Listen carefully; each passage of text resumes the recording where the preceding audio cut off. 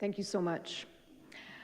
It's a pleasure to be with you today, and it's an honor to be here with this distinguished group. I'll just wait for my slides to come forward. And I first would start by saying my intervention from this morning, brief intervention, was about technology, and technology not all being created equal and on the same playing field. I would also say that social media is not all created equal either. So just out of curiosity, how many people in this room have or have ever used Snapchat? All right, that's much more than I would have expected. It's much more than I usually get. So I'd like to first talk to you, in case you're new to Snapchat, what we are, because we don't describe ourselves actually as social media. We described ourselves as the antidote to social media. It's really designed as a visual communications platform where you can enhance your existing relationships that you have with people in real life, your friends and your family. It's designed for you to communicate with those people and to enhance those everyday communications with visuals. The visuals are not working here, unfortunately, but that's all right. So it's really designed to mimic real life. We don't hold on to these communications and create these long chains of texts and what have you. It's designed to disappear by default. So it goes away once you've looked at a snap, which is a photo or a video, or once you've read a chat. Again, our number one use case is these one-to-one and one-to-few communications with people whom you already know in real life.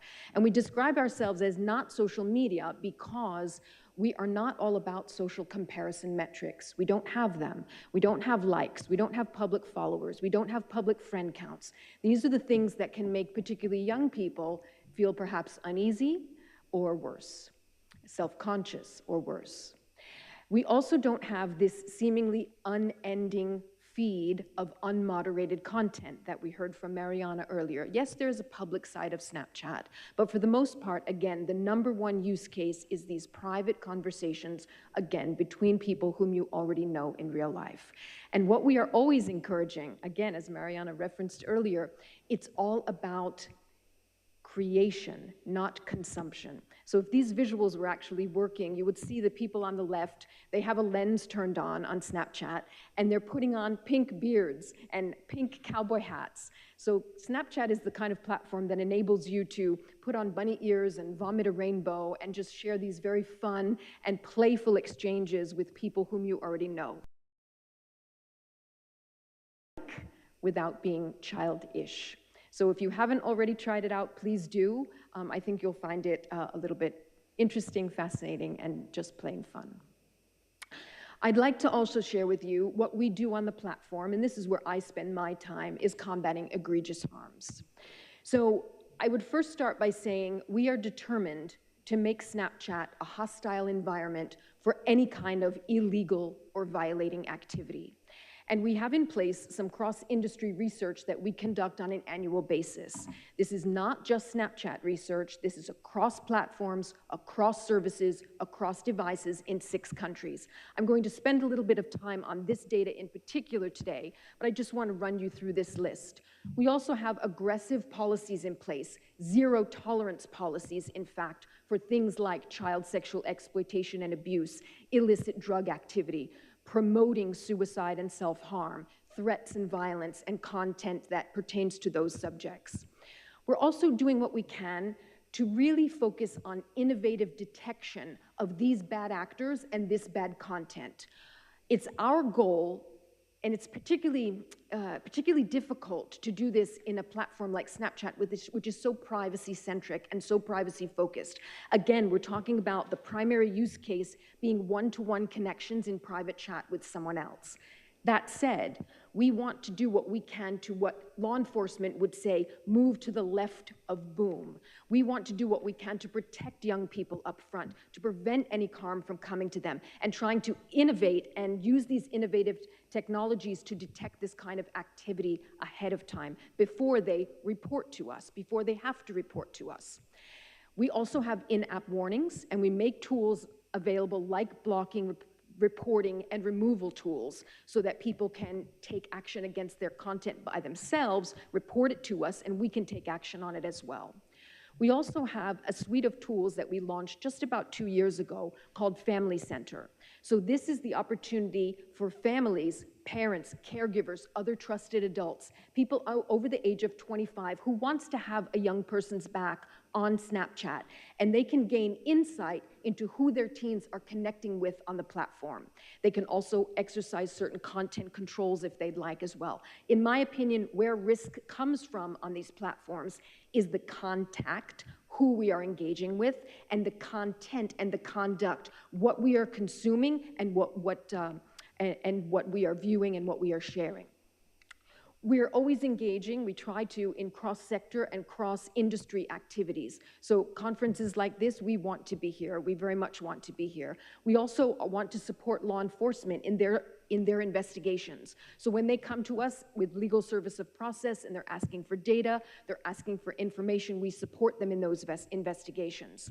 And then I find so much is important when it comes to awareness raising and educational efforts. I think so much can start at that stage, and then we can build on it from there. But we really need to inform young people, inform parents, inform school officials and educators, policymakers, lawmakers, and others about how best everyone has a role in protecting young people online. So moving specifically to AI, I think we've all seen the headlines. These were some of the earliest ones back in 2023. The first images were created, I think, in this Spanish town. And then, funny enough, it was the high school in the town next to where I grew up in New Jersey that also had an incident with AI-generated child sexual exploitation and abuse imagery of classmates. So I'd like to share with you just briefly where we are on Snapchat when it comes to AI-generated CSA. So we heard from Christian, Professor Montag, earlier today saying that my AI is something that we have on Snapchat. We have our own conversational chatbot, and because we have that conversational chatbot, we need to stay vigilant against two aspects of AI Gen CSA. So we have to make sure that people are not attempting to generate that imagery using our chatbot and image generation service. We also have to make sure that they are not resharing or distributing material that was perhaps generated on another service.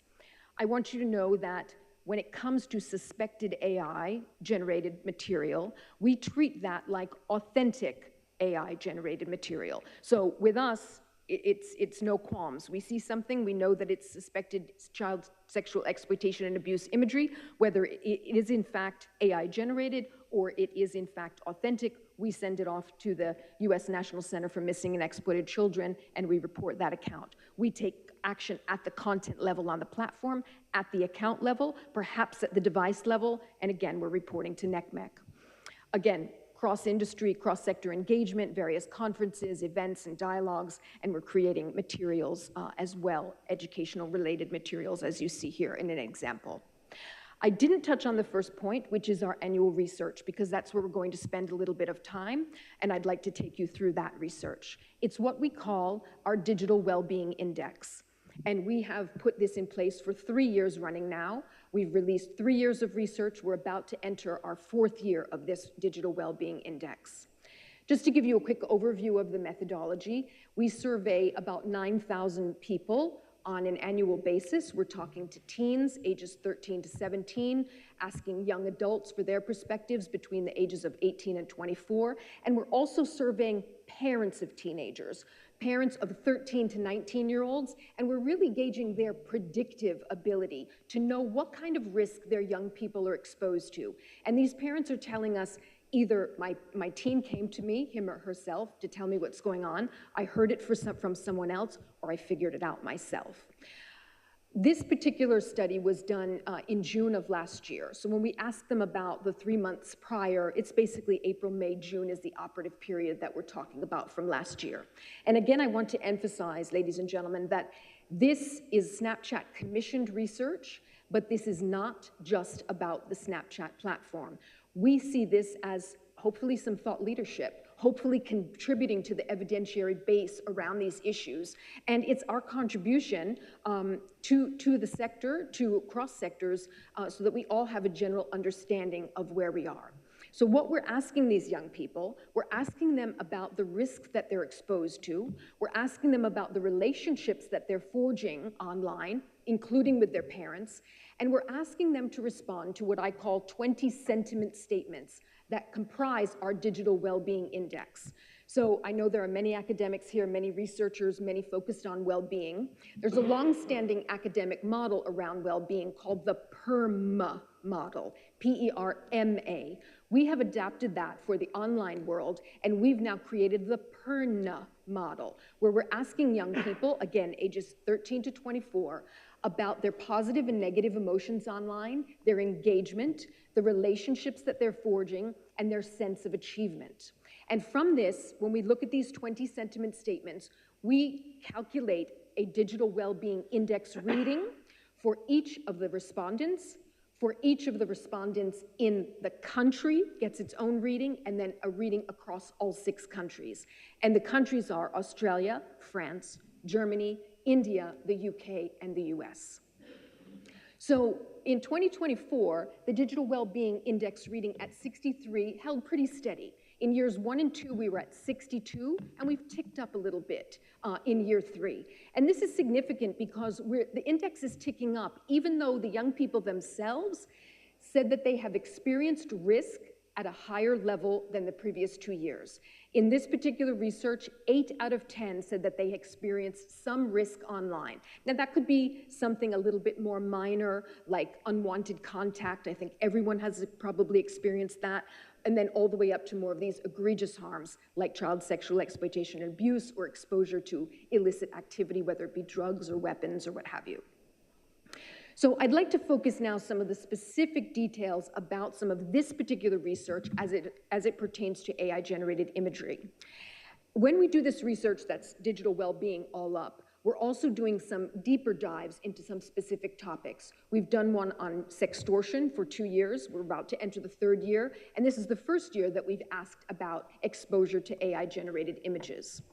So you'll see here that 19%, 8 in 10, and this is across parents as well. So this is the teens, the young adults, and the parents said that they have reported seeing AI-generated imagery.